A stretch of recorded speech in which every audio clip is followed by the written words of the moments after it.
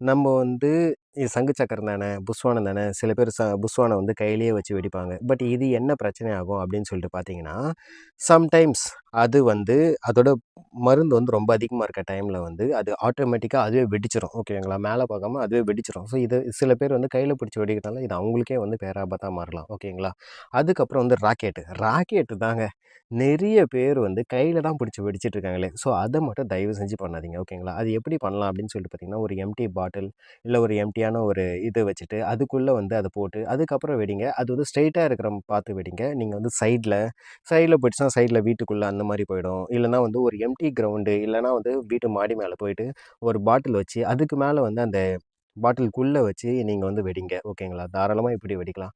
ஆனா நீங்க வந்து கையில பிடிச்சு வெடிக்கிறதோ, இல்லன்னா வந்து மத்தவங்க மேல வெடிக்கிறதோ